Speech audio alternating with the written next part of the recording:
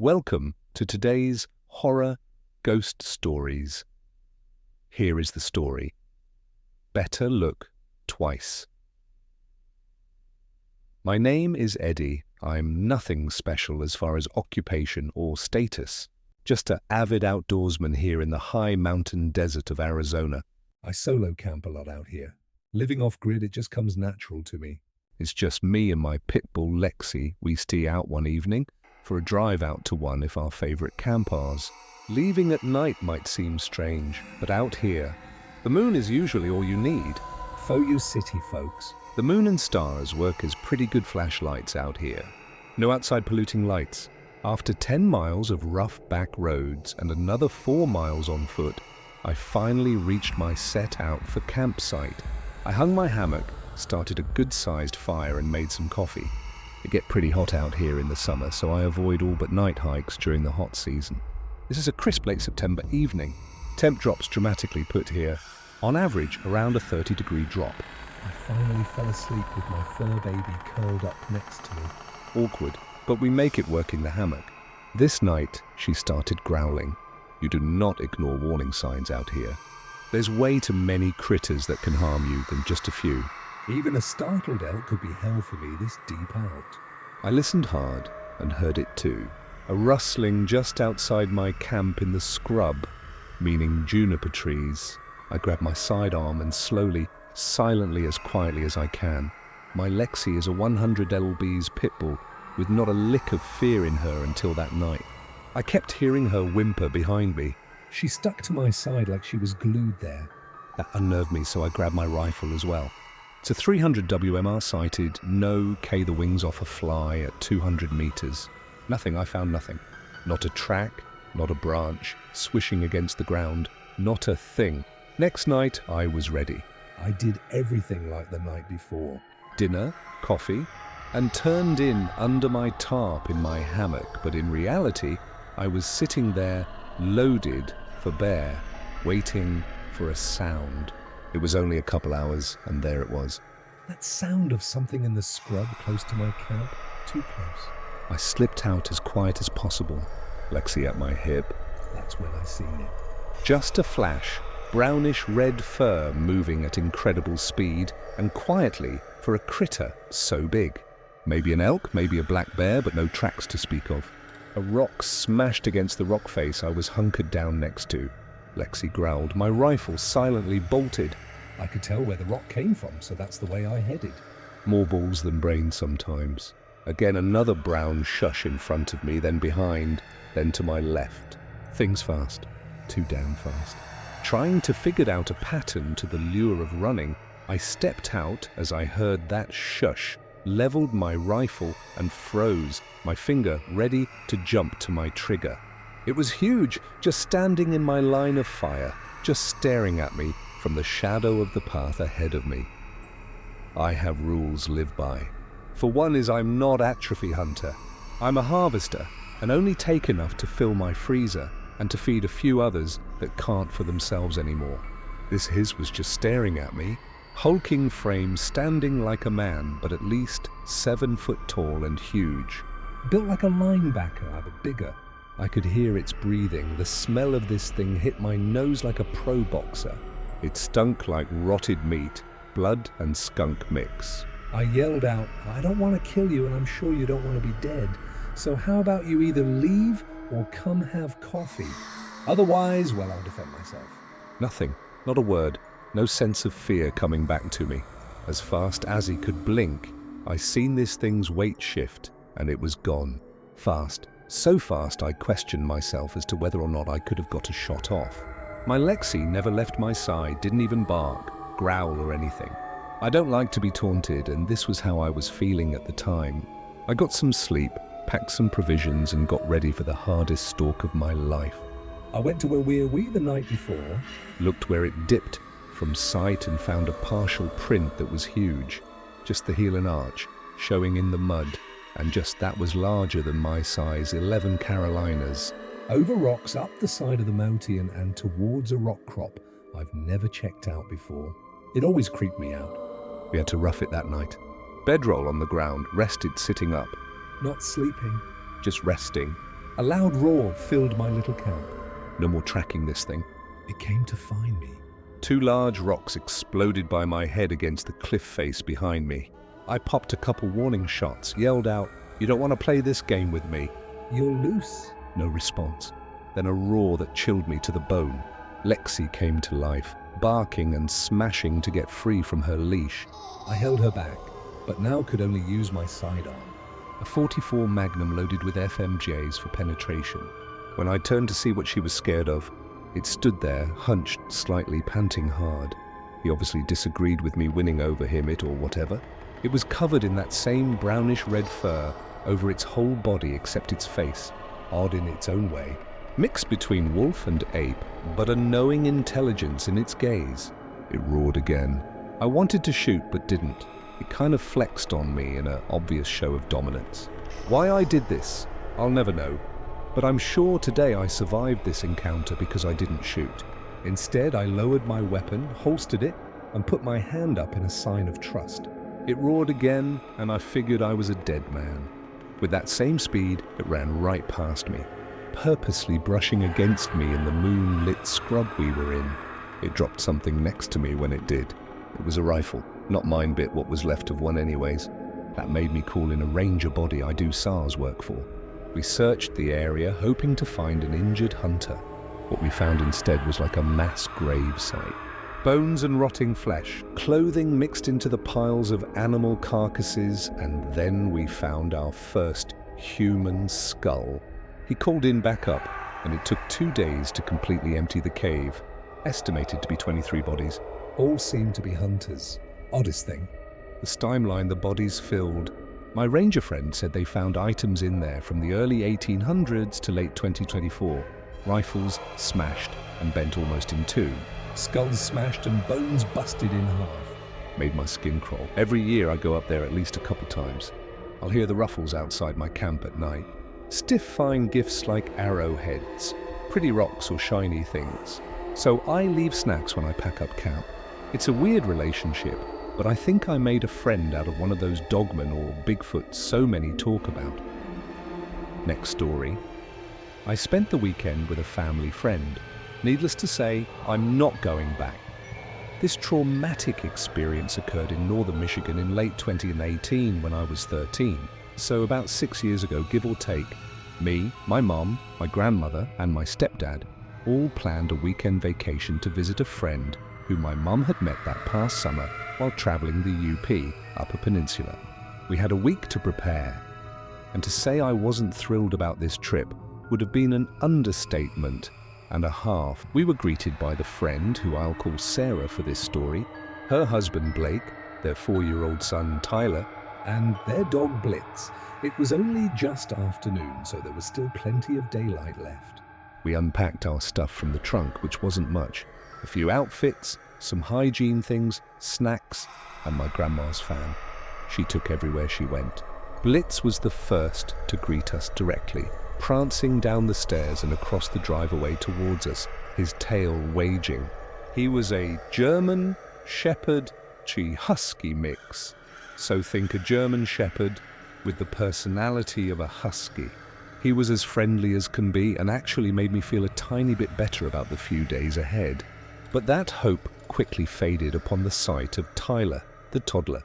Throughout my entire life, even now, I have had a disdain for younger kids. Loud, whiny, messy, annoying little creatures. I tried to let my comfort from Blitz overpower my annoyance with the toddler's existence. But it was impossible, so I asked my mum and grandma if they could keep Tyler away from me as much as possible, and they actually said they would. That night, we all sat around a bonfire for a few hours. Well, not really a bonfire, more like a fire in a barrel.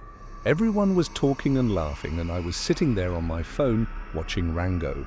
When the movie reached a quiet moment in the story, I noticed everyone around me was also quiet and looking in one direction.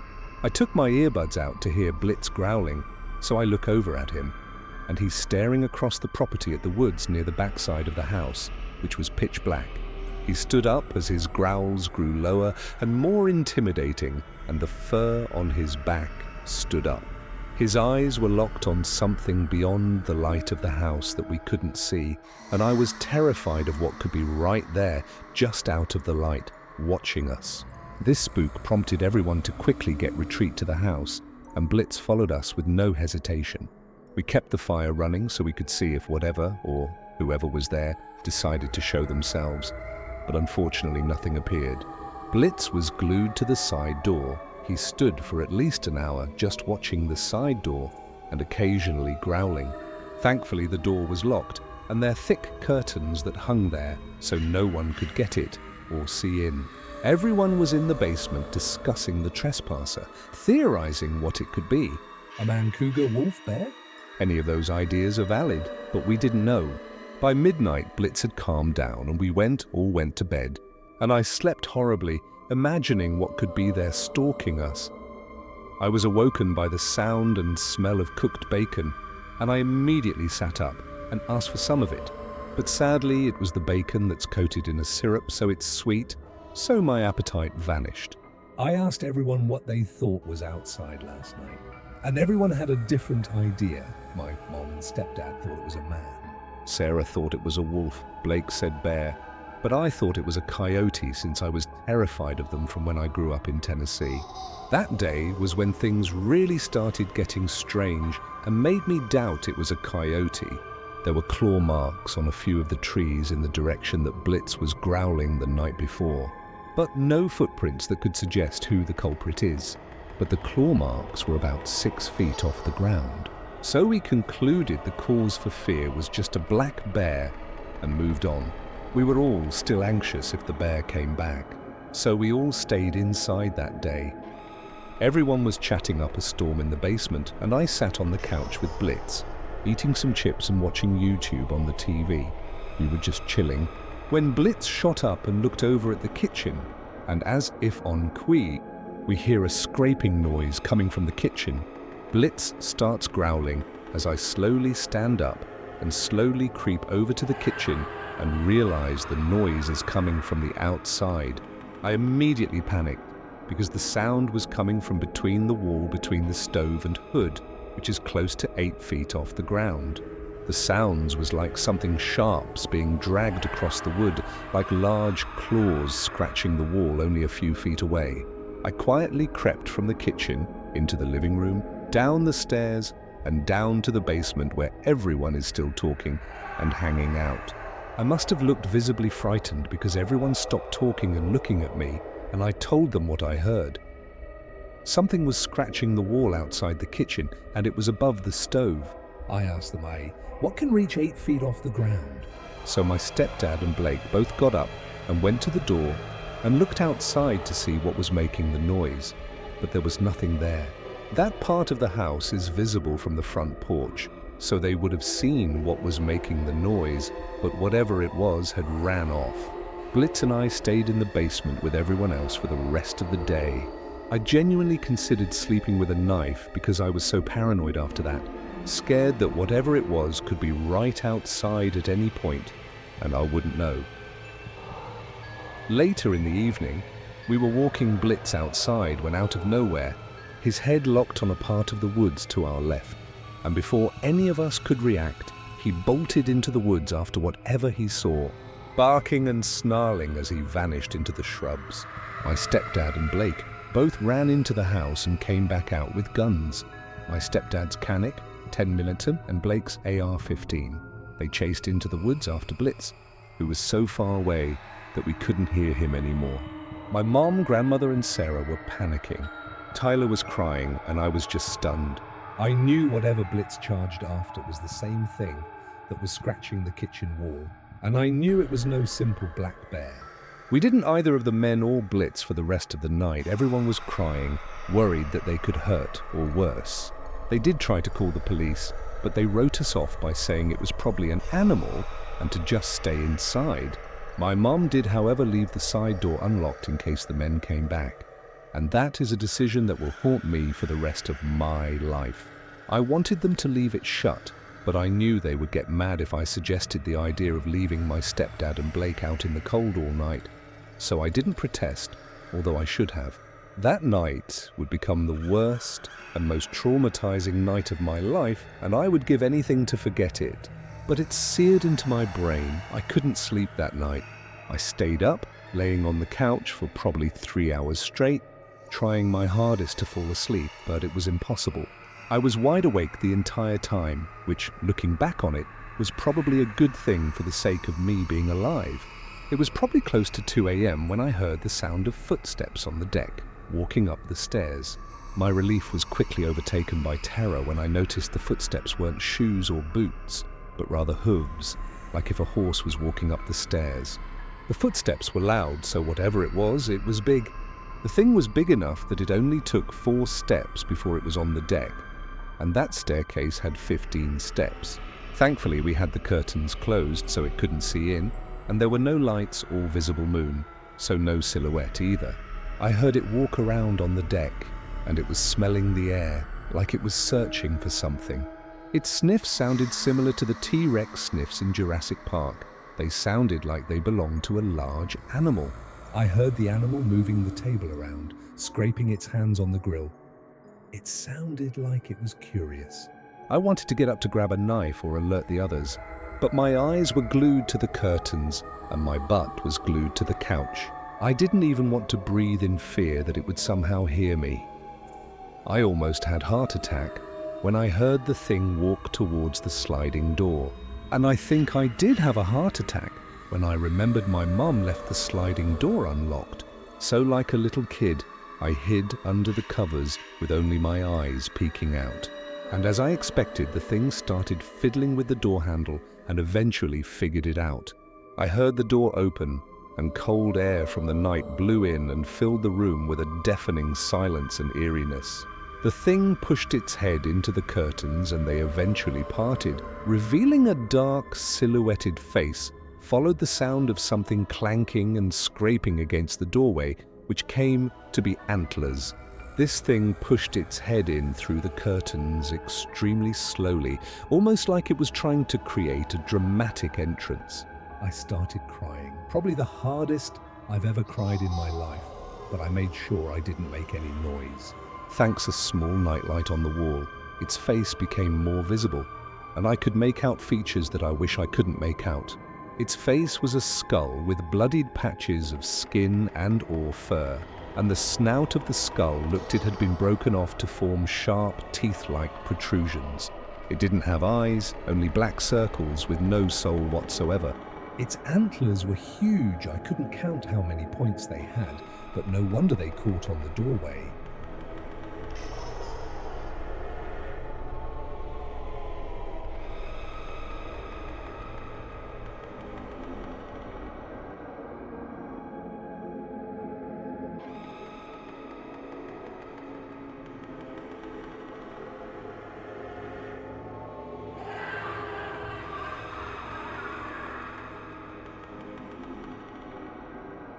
It slowly crept further into the house towards, and I could see that it was walking all fours, because it was clearly too tall to walk on 2 legs in the house.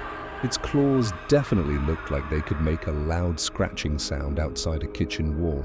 I was hit with this putrid stench of rot. You know, awful smell that rotted store-bought chicken has after it's been sitting in your fridge for a while. Imagine that with a hint of feces thrown in there for good measure. I could see it sniffing around on the ground and in the air. I don't know what nose it was using to smell because it didn't have a nose. It was still coming toward me, now no more than 10 feet away.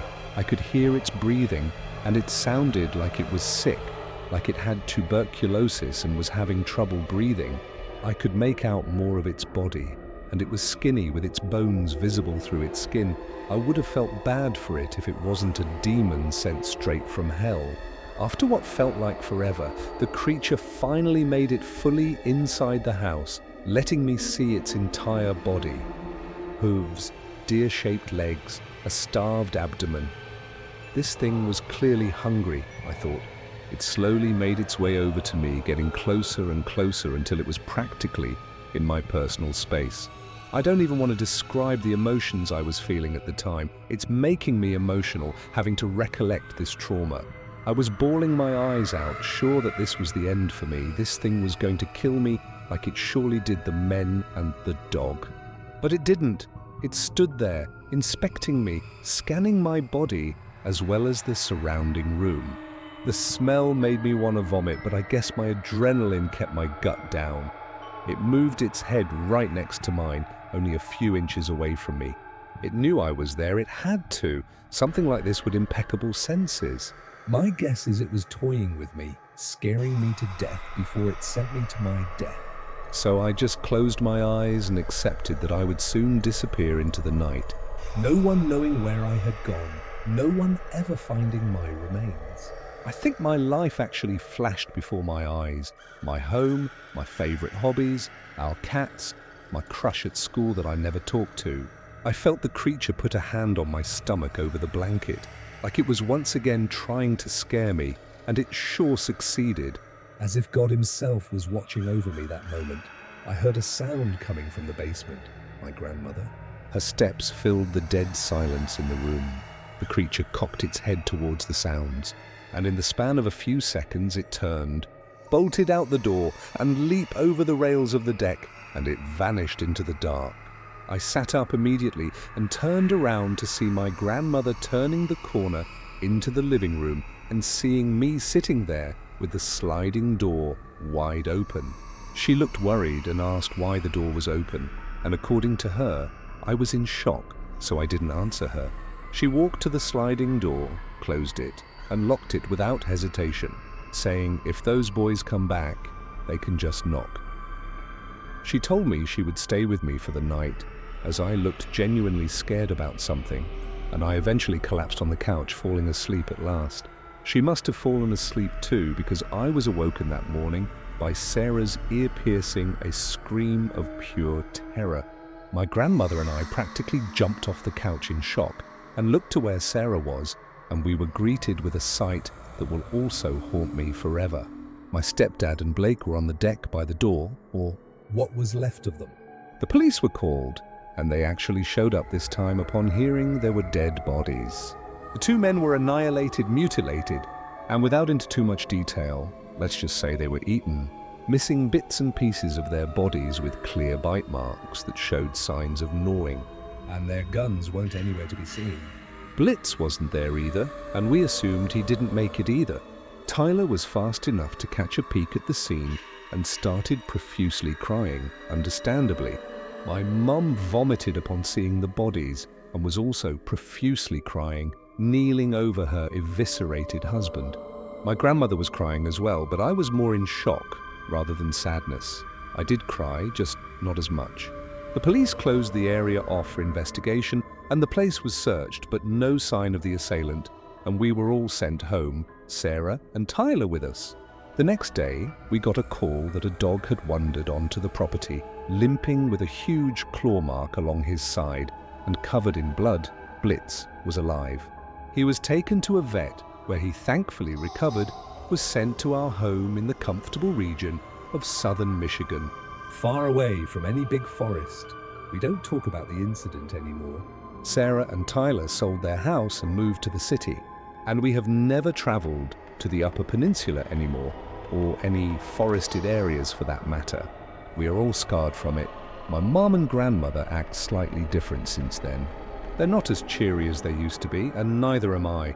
My mom hasn't remarried, and my grandmother helped us move to North Dakota where she lives, so we can all be together and be far away from that traumatic event. Blitz unfortunately passed away last summer in 2024, but his legacy lives on with us. I still occasionally have nightmares about that monster, which I now know to most likely be the Wendigo, and now I have a respect for them, and equally fear them. Nowadays, I always sleep with a gun near me just to feel safe, even if I know I will never run into one of those things again. I'm a more paranoid person now, but I go to therapy, so help me get over the trauma I experienced that weekend. I've never told anyone this story, but since watching your channel and hearing these other encounters with the same entity, regardless of whether any of them are true or not, I've become more comfortable and confident about sharing this story. Even if this doesn't make it on any videos, I'm happy if anyone reads this, and if you do, thank you. Next story, no name. The High Desert Wind. a constant companion, whistled through the gaps in their windows, a sound Sarah had long since stopped noticing. She was a nurse at the local clinic, and David, her husband, was a freelance writer working on a book about the Navajo code talkers. They had moved to the reservation 2 years ago, drawn by the quiet beauty and the close-knit community. Their small, sun-bleached hogan was their sanctuary, a place filled with books, the scent of fresh brewed coffee and their comfortable, easy love. The change was slow at first, a creeping unease that they both initially dismissed. The reservation dogs, usually a boisterous chorus of barks and howls, had fallen silent. At the clinic, Sarah heard whispers from her elder patients about a Chi-Idi, a malevolent spirit, stirring up trouble in the hills. She'd nod politely, attributing it to superstition. One evening, David was outside, staring at their flock of sheep. He came back inside, his face pale. "They're huddled together, Sarah," he said, all of them facing away from the north. "It's like they're afraid of something." Later that night, the sound started. Not the familiar howl of a coyote, but a sound that was a twisted imitation of one. It was guttural, with an unnatural rhythm, a sound that seemed to come from all directions at once. David reached for a flashlight, but Sarah grabbed his arm. "Don't," she whispered, her voice tight with an instinctual fear she didn't understand. "Don't acknowledge it." The imitation howls continued, growing closer. They could hear the scrabble of paws on the dirt outside, not just a few, but many, too many. Then, the paw prints leading away from their door were wrong. Some were canine, but others were undeniably human, a strange mixture of the two. Then the voice came. It wasn't a growl or a snarl. It was a perfect, heartbreaking imitation of David's mother, who had passed away years ago. "David, my sweet boy," it cooed from just outside their window. "Why are you scared?" "It's just me." David froze, his blood turning to ice. His mother's voice, her gentle cadence, the way she used to call him "my sweet boy." It was all there. Sarah pulled him back, her eyes wide with a terror that finally made sense. This wasn't a story. It was a hungry, malevolent intelligence that had found them. It wasn't a monster that wanted to get in, but a thing that knew them, that was trying to tear them apart from the inside out. The scratching on the roof began, not of claws, but of something heavy, something that walked on 2 legs.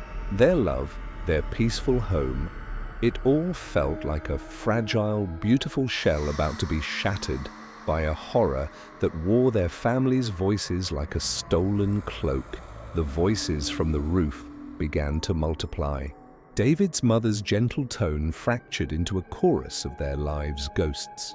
He heard the playful lilt of his best friend's voice, the stern cadence of Sarah's father, and then, most horribly, the sound of his own laughter from a time he'd forgotten, twisted into a mocking, high-pitched giggle. Sarah squeezed his hand so hard it hurt, her eyes locked on a point above them where the sounds were strongest. "It's not real," she whispered, her voice trembling. But then a new sound cut through the cacophony, a dry, splintering crack, followed by the soft shower of dust, and the smell came next. It was a rank, fetid odor, like a rotting animal carcass left to bake in the sun, mixed with the strange, ancient scent of old burned cedar. It seeped through the tiny crack in the ceiling, filling their sanctuary. David stumbled back, pushing Sarah behind him as a shadow briefly flickered across the single small window. It was fast, impossibly so, a blur of motion that defied the laws of physics. "We have to get out," David gasped, his mind racing. But before he could even take a step toward the door, another voice, their own, echoed from just outside. It was a conversation they'd had just that morning, their private, loving words about their plans for the weekend, now repeated in a chilling, sing-song whisper. The skinwalker was toying with them, using their memories against them. Suddenly, a massive, clawed hand impossibly long and thin, punched through the ceiling. The claw was not of flesh, but of bone and sinew, tipped with a talon as black and sharp as obsidian. It was followed by a glimpse of a face, a horrifying mosaic of animal and human parts, the glowing red eyes of a coyote, the sharp teeth of a wolf, and the pale, gaunt features of a man they didn't know. The thing tilted its head, and the voices from the roof stopped. All that remained was a single, wet, sniffing sound from above, a sound of something hungry, savoring its prey. The clawed hand tore at the ceiling, widening the hole with sickening cracks of wood and plaster. Dust and dried mud rained down as the creature squeezed through, its body a nightmare of impossible proportions. It dropped to the floor with a wet thud, a lanky, emaciated form standing taller than any man. Its hide was a patchwork of grey and brown fur, matted and filthy, clinging to a skeletal frame. The head was a twisted horror. One side a gaunt human face, the other a wolf's snout, with red, burning eyes that held an intelligence far older and crueler than humanity. The smell of death and old decay was overwhelming.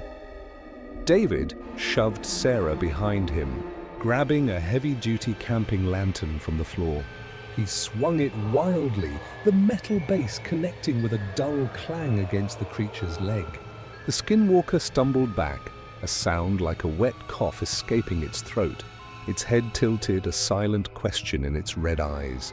It was studying them, assessing their pathetic resistance. "I know what you are," Sarah shrieked, the words tumbling out in a desperate, half-forgotten whisper.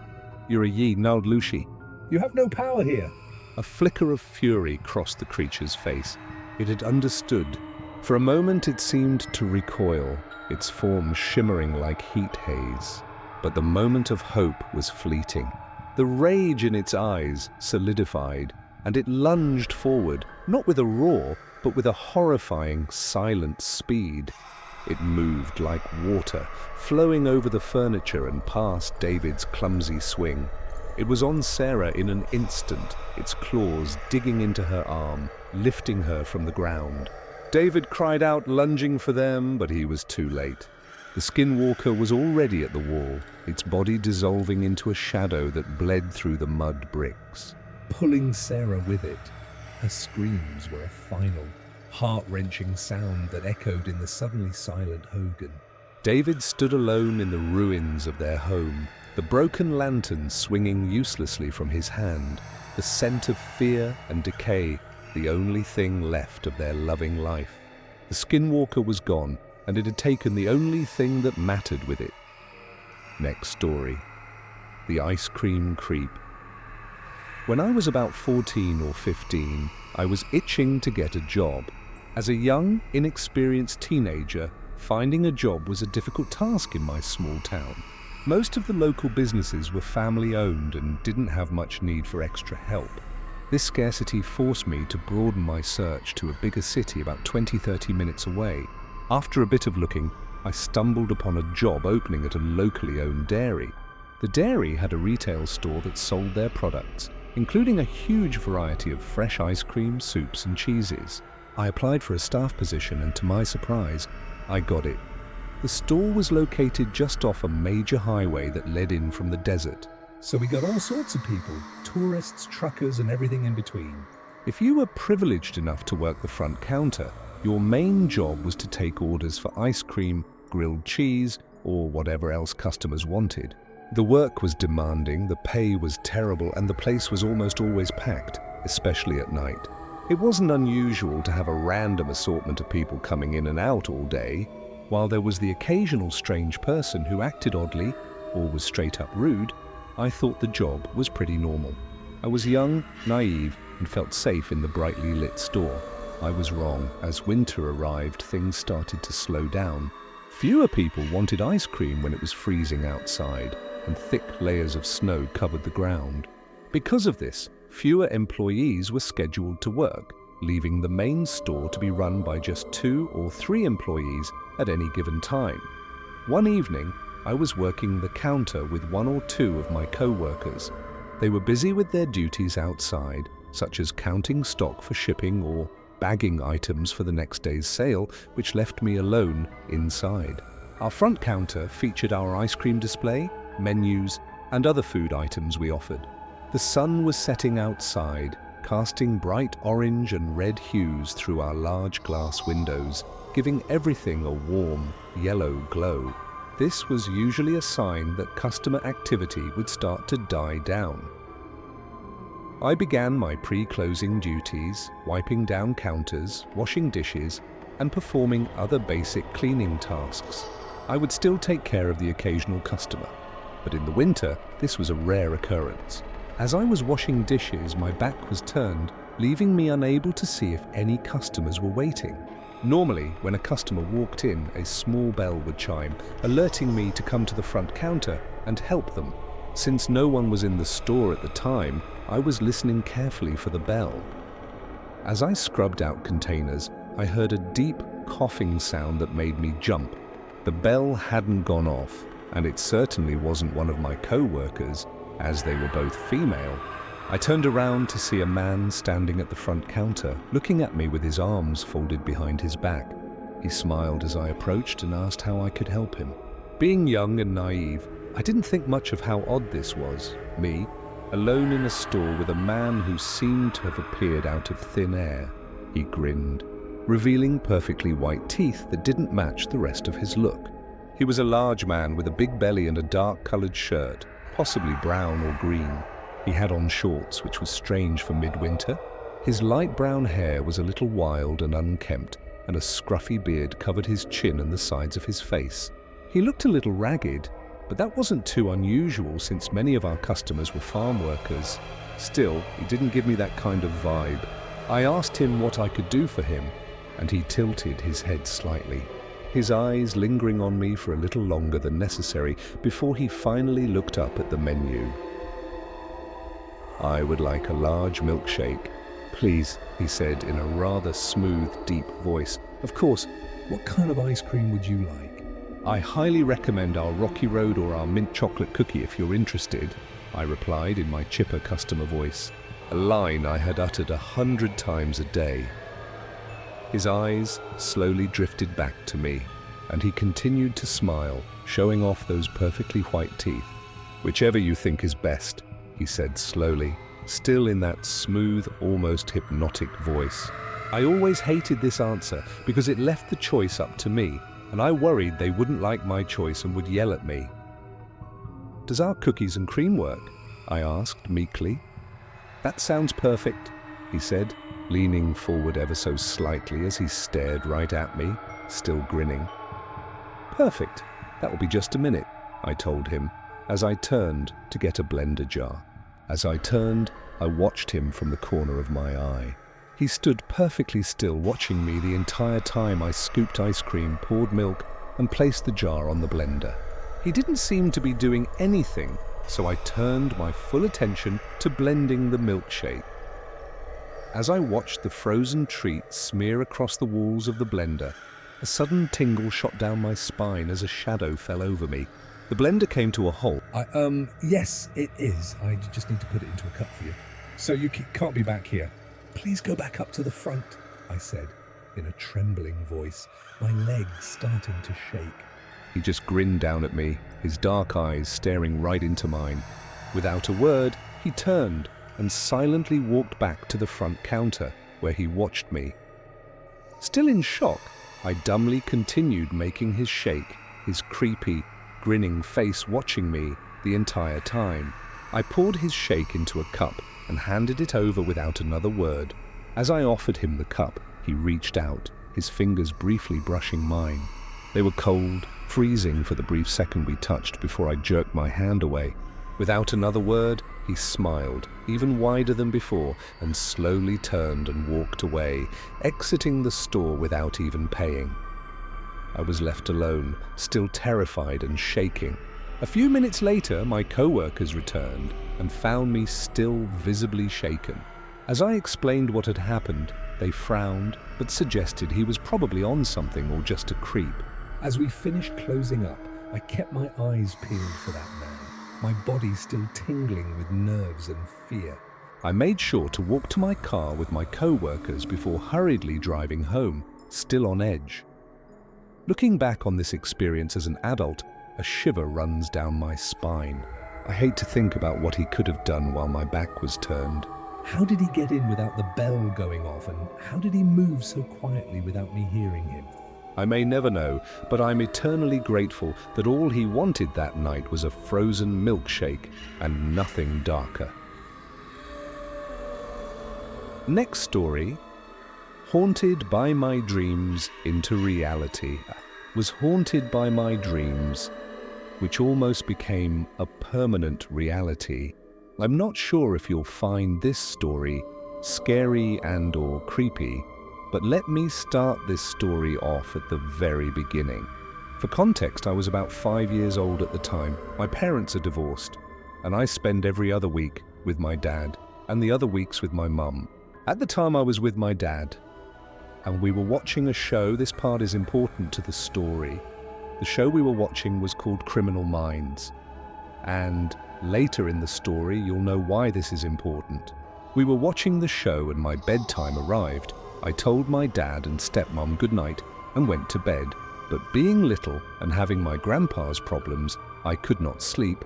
I got up and played with my dinosaur toys. I couldn't shake the feeling of being watched though, so I ran out to my dad crying after he finally got me settled into bed, told me goodnight and left. I couldn't sleep. I buried myself into my blankets and made a small peephole in my blankets. Once I finally fell asleep, I had my first dream about it, the dream. I can't remember exactly, but from what I do remember, was a shadow creeping around my house. For description of the shadow, it had a beak, like what those people used to way back during the plague, and it had a fluffy, feathery head and red glowing eyes. Every night for those 5 years, I had these dreams, but I will describe the ones that I do remember. Dream number 1 was the shadow creeping around my house. It seemed to move along the walls and the solids that were around the house. Dream number 2, the shadow appeared in my bed, leaning over me with its one red eye staring right back into mine. It moved and took my blanket away from me. Dream number 3, the shadow man, I like to call him, was roaming my streets, and as he did, he took people's lives with him.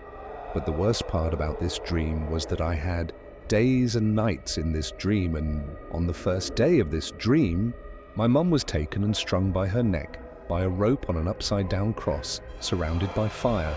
Day 2 in this dream, my stepfather was found nailed to a wall, dead, and, well, I won't describe the last dream because it hurts to think about it, but it was about my little sister.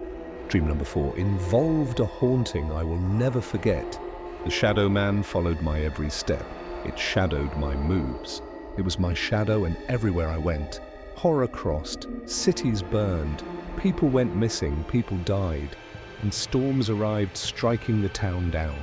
Dream number 5, my very last dream, I was doing my business in the bathroom and a knock came to the door. "I'm in here," I called out. Another knock. "Somebody's in here." I called out, irritated. The door slammed in and shadows flooded the bathroom and everything went black. The darkness swallowed the light in an instant, and I was eaten up with it. That is all the dreams I've had, but now the shadow or spirit is seeming to become a reality. I haven't seen it directly, but I have a sensation that feels very familiar now, as it did back then. Now, to start my reality encounters, my first and continuous encounters only happen when demons or spirits get mentioned. Every time these things are mentioned, a shiver runs down my whole body. The last part about all of this, that shadows seem to move around me everywhere I go, and I just can't shake the feeling that the shadow man is still with me. Next story, peeking from the bedroom. This happened last month. Can't remember the exact day, but I think that's not important.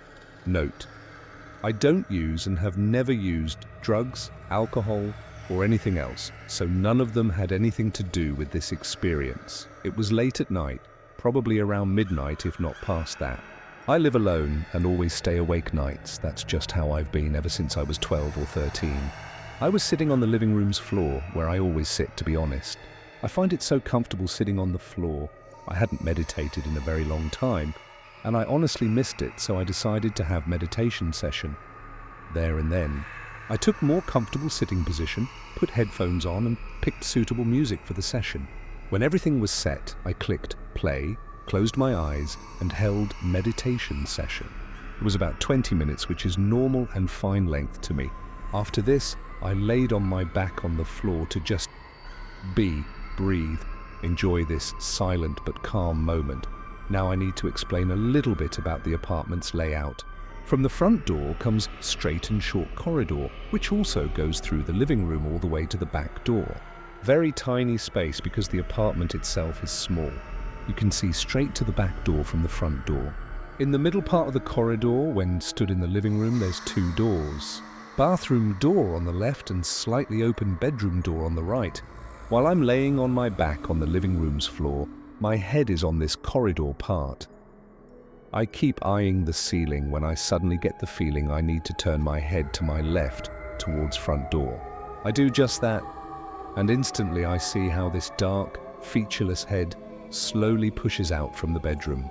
It is tall. The head is at the top part of the door frame, even that this figure clearly is bent down not to hit its head.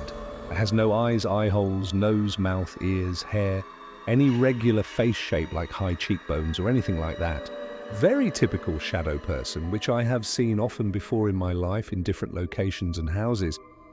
I know it's looking at me. Its head is slightly tilted. Not only that, but it has sneaked its head between slightly open bedroom door and the door frame to look at me. That has been tricky for sure.